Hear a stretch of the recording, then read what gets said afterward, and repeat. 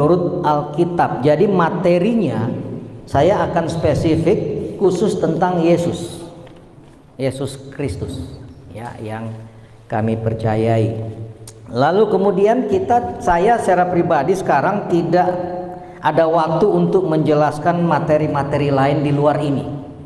Jadi saya hanya akan menjelaskan tentang siapa Yesus menurut Alkitab. Yang ketiga, karena temanya Yesus menurut Alkitab, maka sumber yang akan saya gunakan adalah Alkitab. Saya tidak akan menggunakan sumber-sumber lain di luar teks-teks Alkitab. Ya, karena tema ini sudah membatasi itu. Jadi saya hanya menjelaskan apa yang ditulis di dalam Alkitab yang saya yakini.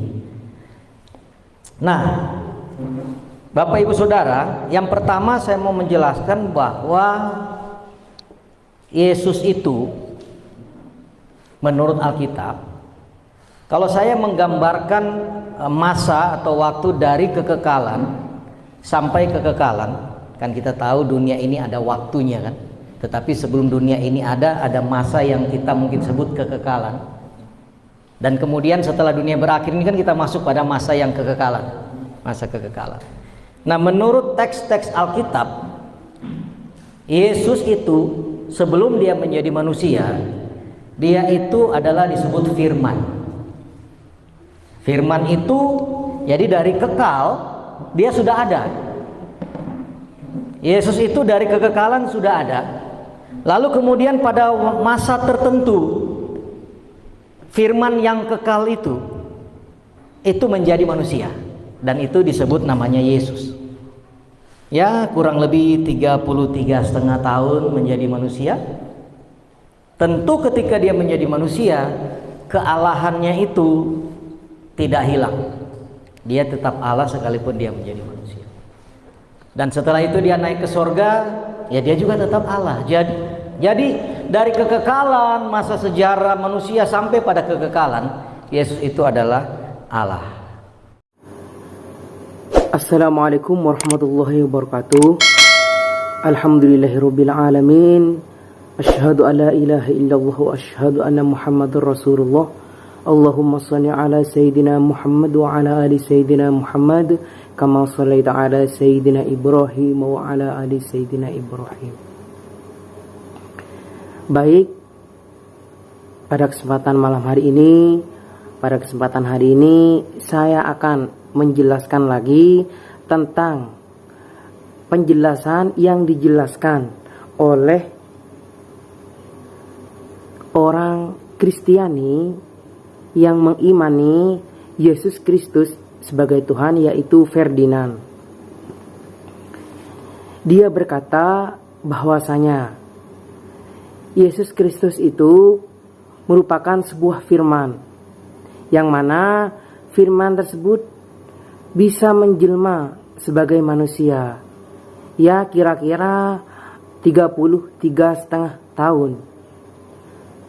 Nah, di sini dari penjelasan Ferdinand tadi, saya sangat tidak setuju, dikarenakan firman dengan Allah sangat beda. Diibaratkan saya dengan omongan saya atau pembicaraan saya beda. Kalau saya, yakni orangnya, kalau omongan saya, ya pembicaraan saya.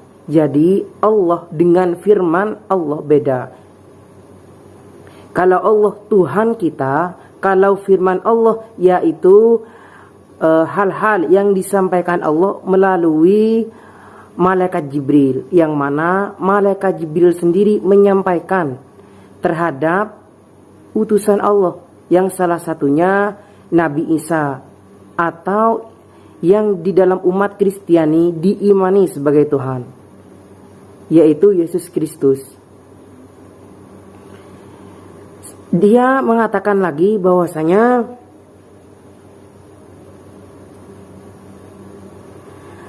mungkin masih ada masa kekekalan, yang masa kekekalan tersebut masih dikatakan mungkin.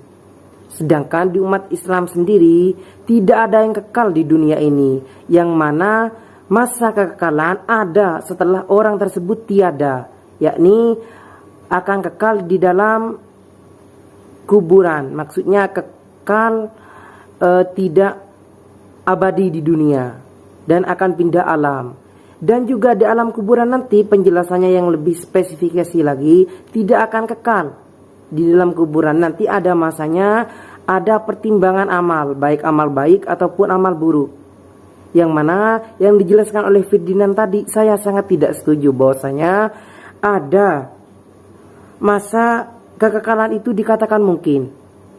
Masa kekekalan dikatakan mungkin berarti dia kurang yakin bahwasanya nanti amal perbuatan kita, amal baik ataupun buruk akan dipertanggungjawabkan.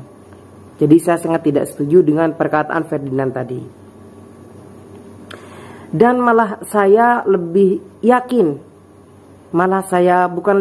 saya sangat yakin. Saya sangat yakin terhadap penjelasan yaitu yang mu'allaf, yang mana namanya adalah Gus Mbetik. Gus Mbethik. Dia mengatakan, dia menjelaskan bahwasanya di dalam Alkitab, yakni sudah dijelaskan juga ada perjanjian Taurat, ada juga perjanjian baru, yaitu perjanjian Taurat, yaitu perjanjian lama, sedangkan perjanjian barunya yaitu yang diimani kitab Kristen, yaitu Injil, atau umat Kristen lebih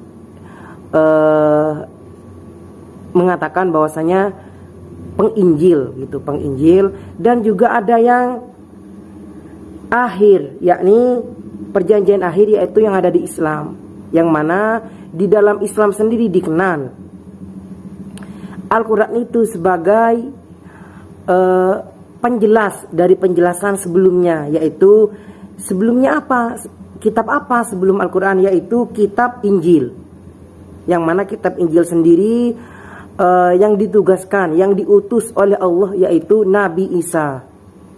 Dan sebelum Injil juga ada sebelumnya, sebelum kitab Injil, yaitu kitab Taurat. Jadi Al-Quran menjadi penjelas terhadap kitab-kitab terdahulu, yang mana penjelasan dari Gus Mbetik di sini saya sangat setuju, yang mana dia juga merupakan mu'alaf dari umat Kristiani. Oleh karena itu dia juga membacakan, memberitahu yang dia baca di dalam Al-Quran, yaitu ada surah Al-Ma'idah ayat 46.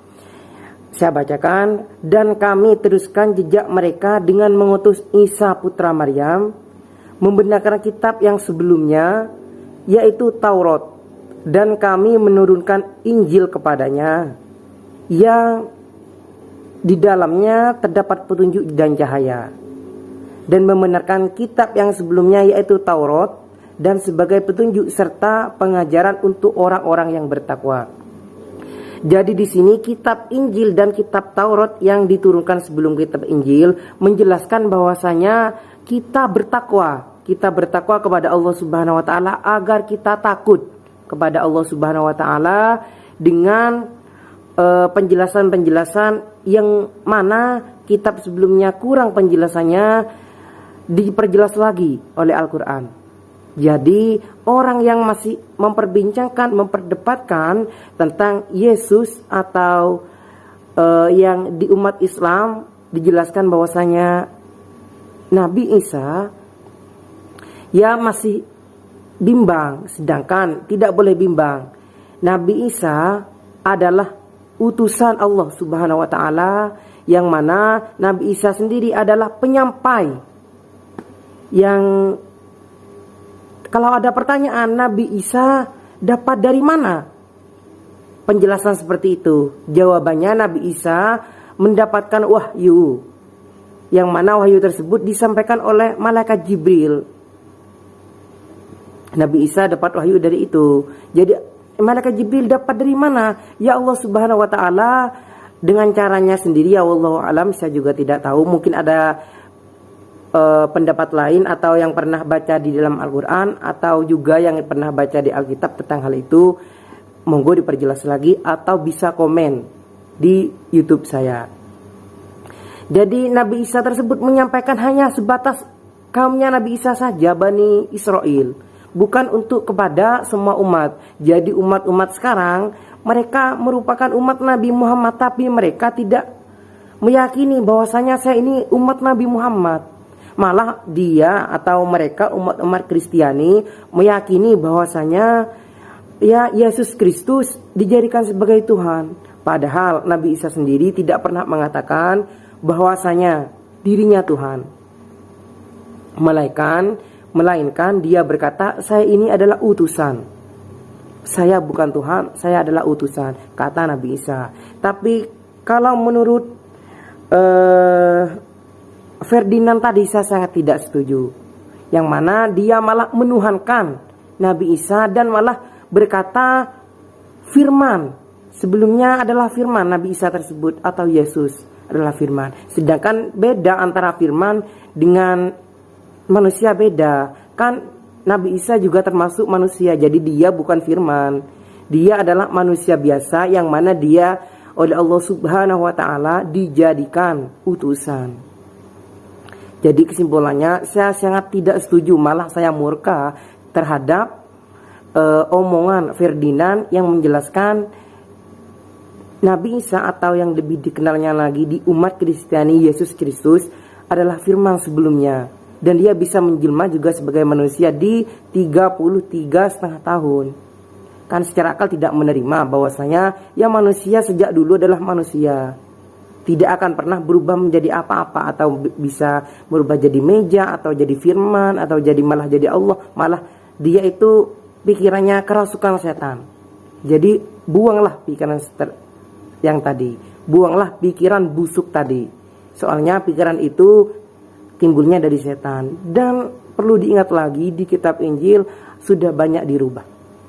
Jadi perlu kita berpikir jernih lagi, kita mengkoreksi lagi mana yang perlu kita yakini dan mana yang perlu kita buang dari perubahan-perubahan yang ada, perubahan-perubahan yang ada di kitab Injil. Mungkin cukup untuk video kali ini. Sampai jumpa di pertemuan selanjutnya. Assalamualaikum warahmatullahi wabarakatuh.